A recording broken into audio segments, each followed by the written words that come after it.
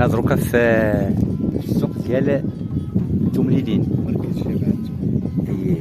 هنا تيقولوا ليه تيمزا تيغزا. اذا هنا كان واحد البلاصه نقولوا في اواسط القرن العشرين، كانت هنا الفلاحه، كانت هاد الارض كامله خضراء وكانت تتسقى بهاد الساقيه. هاي اللي بقاو الاثار ديالها دروكا كما تشوفوا. اذا هادي احد المناطق اللي كانت خضراء وكانت فيها فلاحه، والان ولات اراضي جردان. لهيه تشوف هذاك الجبل تسقيموت. اذا لهيه كاين اكادير تسقيموت، بقاو البقايا ديالو، عاد نحاولوا نطلعوا ليه ونكتشفوا.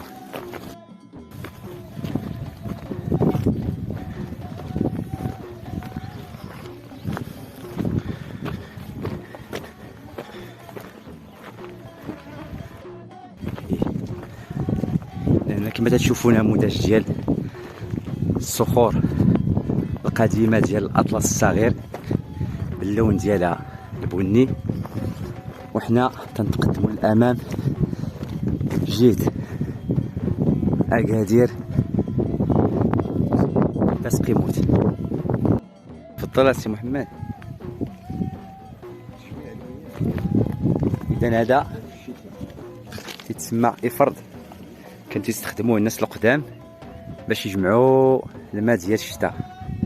كما تلاحظوا راه بقاو هي البقايا ديالو. كان ديك الساعه تيخدموا الحجر، وتقنيه بدائيه جدا، يعني ما كاين لا سيما لا والو، وكان تيخدموه باش يشربوا الكسيبه وباش يسقيو بعد الاشجار اللي كانت قريبه ليه. حنا غاديين لقينا هنا تيليلوت او ما يسمى بالكبار بالعربيه. اذا هذا دليل على ان هذه النبته ديال الكبار كانت موجوده في هذه المنطقه، وربما بالجفاف قللت بزاف في هذه الاونه الاخيره.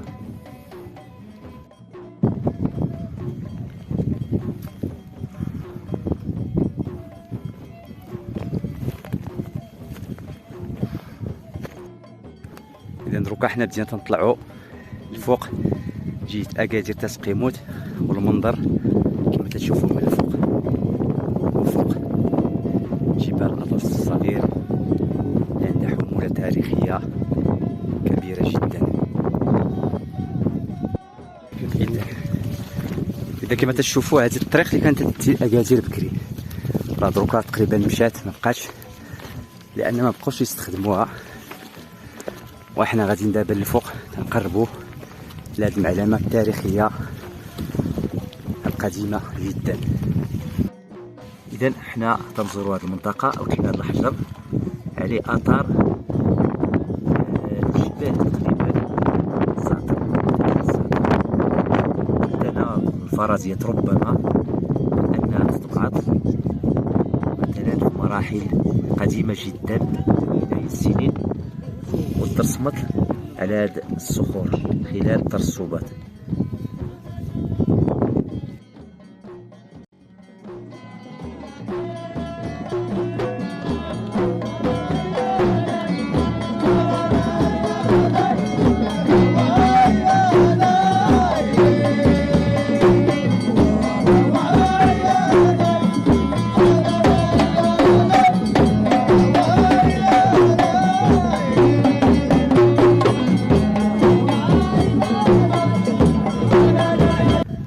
في الطريق باش نكتشفوا مغارات كما كتشوفوا. الطريق صعبة جدا كيف الحجر.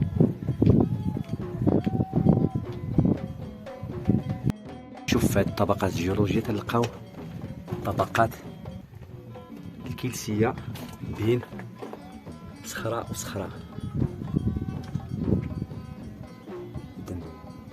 هذا ربما غادي يكون عنده تفسير عند الناس الاخصائيين في علم الجيولوجيا. كما تلاحظوا سبحان الله العظيم، مناظر جميلة جدا.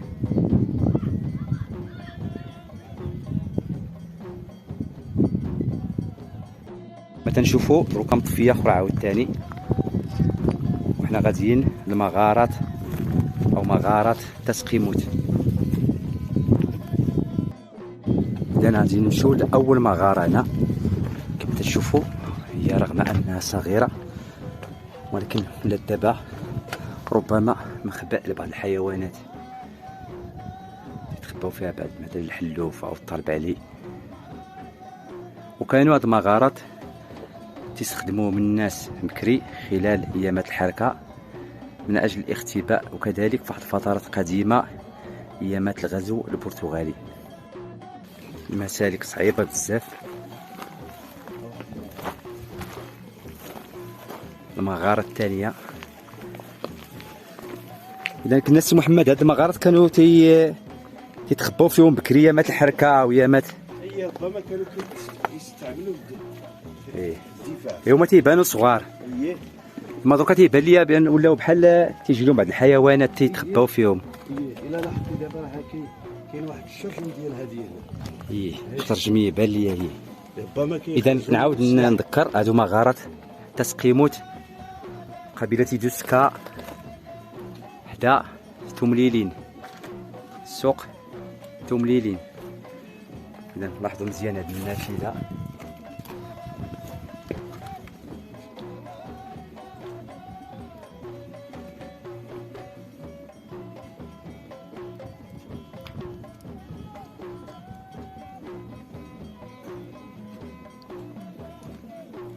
ربما كانت هذه استعملت حتى تسويق عاد الحمايه. ايامات المقاومه. تقدر تستعمل بحال مغاره فعلا كبيره، دور كبير في الدفاع عن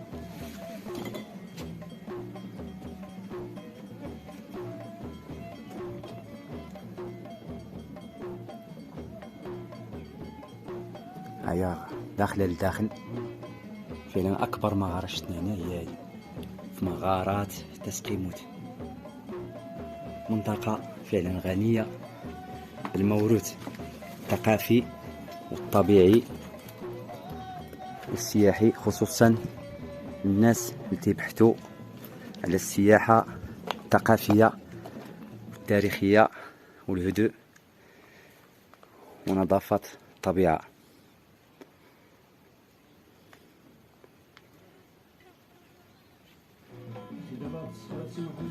كاع نزل من الفوق، شتي؟ تقريبا هي البلاصه ديالو فين شق. كامل هادشي دابا اللي طاح راه كاع طاحوا من الفوق. بالفعل التآكل، كان التآكل، لان راه الاطلس الصغيره معروف انه قديم بزاف، سلسله قديمه ملايين السنين.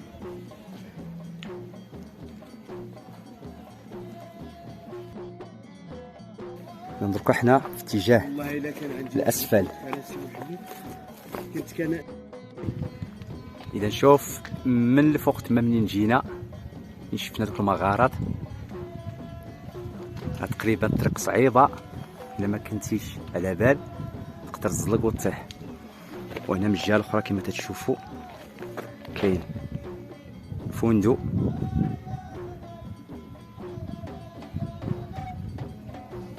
تلاحظوا. مسالك صعيبه بزاف. اذا اللي غادي يزور هذه المنطقه يكون على بال شويه ويلبس شي صباط اللي يكون ما تيزلقش. اذا في الاعلى تما في الفوق اكادير تسقيموت. نزلنا مع هذا المنحدر اللي كان صعيب بزاف، كان فيه الزلق. فعلا كانت مغامره جميله جدا. تنصح اي واحد الى زار هذه المنطقه انه يحاول ويكتشف الوجه الحقيقي من تاريخ هذه المنطقه.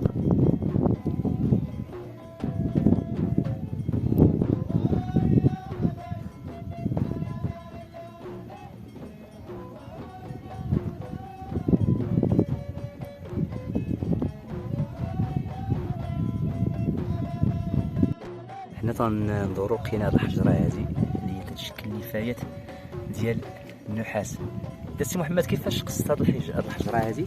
دابا كاين هنا المناجم ديال النحاس اللي كانوا البرتغاليين كانوا ديك الساعه ملي كانوا في فونتي كانوا كيجيو بالبهايم ديالهم تيحيدوا هذاك المعدن وتيجيبوه هنا لهذا المركز هذا اللي كاين هنا قدام بقايا ديال واحد الدوار اللي سميتو هنا وتيقوموا بالتصفيه ديالو. يعني تيجمعوا واحد العدد ديال الخشب وتيذوبوا النحاس والبقايا ديالو كيخليوه هنا كيديو غير. كنتي قلتي لنا تيذوبوه مع واحد النبته سميتها هذيك الشجره ديال تسرغينت كانت هنا موجوده بزاف ولكن اندثرت في ذاك الوقت. الا تنهضروا على البرتغال تنقولوا تقريبا القرن 16 هي قبل السعوديه يعني قبل دور السعوديه لان من الاسباب اللي خلات تكون الدوله السعديه هو مقاومه الغزو البرتغالي على شواطئ منطقه سوس وبدات الدعوه ديالهم من تيدسي اسندان. اذا فاش نهضروا على هذا التاريخ ديال هذا تدويب هذا النحاس راه تنهضروا على القرن 16 الميلادي. سميتو ديال ارماد وهذا ديال الدوكدال تلاقاو هادو ثلاثه تلاقاو في هذا. اذا شوف هنا بحال شي كروازما. اذا هنا تلقاو ثلاثه ديال الويدان. هاد الويدان تلاحظوا هذا ارماد وهذا السيب الصغير هذا حتى هو راه كبير راه جاي من غيمس وتلقاو هنايا في الرقلمه ديال تيقول بان الواد هذا الكبير هذا ارمادن ياك ارمادن هذا راه جاي من تقريبا من جهه طاطا اقليم طاطا وممكن تلقاو في هذه النقطه بالضبط. فعلا حتى الجغرافيا حتى التضاريس عندها واحد اللمسه سبحان الله العظيم، واحد الخصوصيه جميله جدا ومهمه تزيد اغناء هذه المنطقه بالموروث الطبيعي كذلك.